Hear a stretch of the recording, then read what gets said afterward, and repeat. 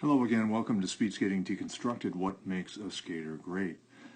And in this episode we are going to compare the fixed blade of Yvonne van Gennip with the klap skate of Remarkably Leenstra. Van Gennip, of course, the incredible champion out of 1988, skating to 3 gold medals in the 1500, 5000, and 3000 during a time in which the East Germans dominated, and Yvonne had the poise and fitness and presence of mind to dominate those races, setting 1 world record and 2 Olympic records.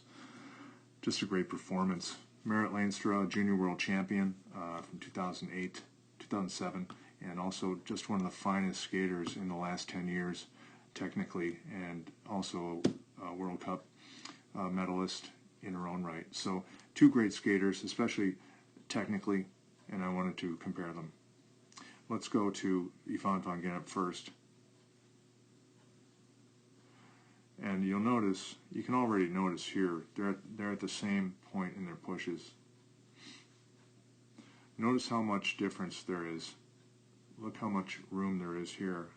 This skate is largely coming around and is almost not in the same plane, but much closer to the same plane relative to the radius as this skate. This skate is way further ahead. And that's a key difference between klaps and fixed skates. With the klap, the skater sets the skate down and against this skate drives everything forward. The entire structure drives forward. So it's as if you're imagining, the best may not think this, but as a coach, this is what I've maintained. You imagine your skate is fixed, it's not moving. You're not trying to move the skate, move the body. It's not about driving the knee. It used to be about driving the knee and all these pieces and parts. No, now you're driving the structure. So watch Merritt. She comes down on this left, immediately off the right, and then really drives down and forward and quick release. Now watch Van Gennip here. Big difference.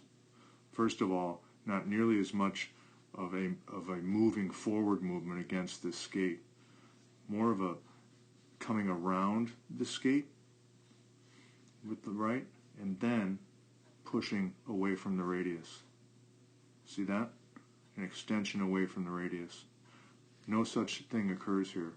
Merritt is not extending away from the radius. She's extending in the opposite direction of where she's going. So although not pushing back, she's driving forward, so the skate becomes an entity that is behind her. Whereas this skate is much more under the skater.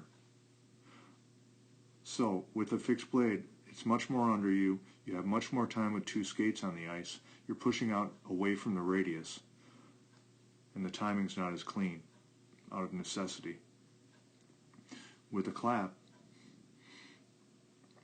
you're really skating. This is the other thing I want to mention. With the klap, it's much more of a glute and hip pressure. With the fixed blade, it's much more of a quad and calf pressure.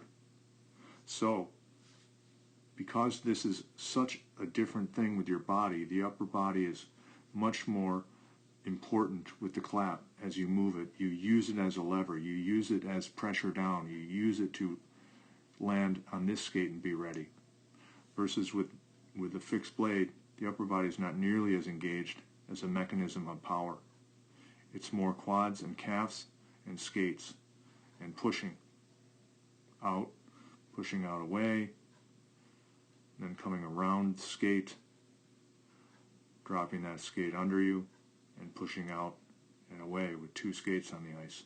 And Van Gennip had great turns. But this is how it was done back in those days. Very different than today. Here, Merritt, again, imagine the skate is fixed to the ice, driving everything forward. And any extension that happens, the klap takes care of it. See this blade on the ice still? Her foot is off. So she's done, and that's another difference. The klap can take care of the end of your push. You don't need to worry about it. In fact, the only thing you need to do is push before you push and be done before it's over. And if you do that, I'll say that again, push before you push. So before this skate sets down, you're pushing. Then as you're driving forward against it, you're done before it's over, so you can engage this skate right away. She does it extremely well. So that's a huge difference. Pressing down. And with the klap, with the fixed blade, again, not nearly the dynamic of moving forward, and much more lateral out to the side away from the radius.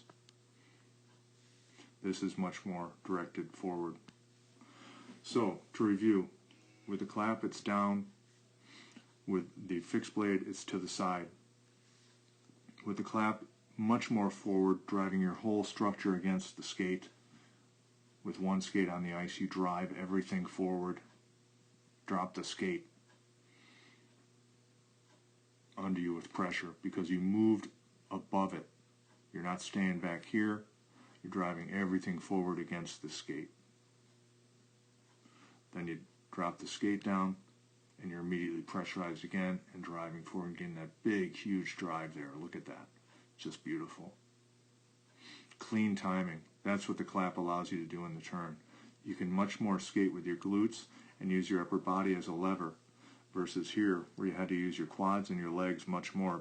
First of all, it was a lower rate of speed, but secondly, the blade just didn't allow you to do the things you can do with the klap. So it was much more legs driven, quads and calves, and much more out to the side away from the radius. This is much more down into the ice, driving forward. So that's the difference. Hope you enjoyed it. Please leave comments and questions. I welcome them, and I will see you next time. Thank you so much for watching.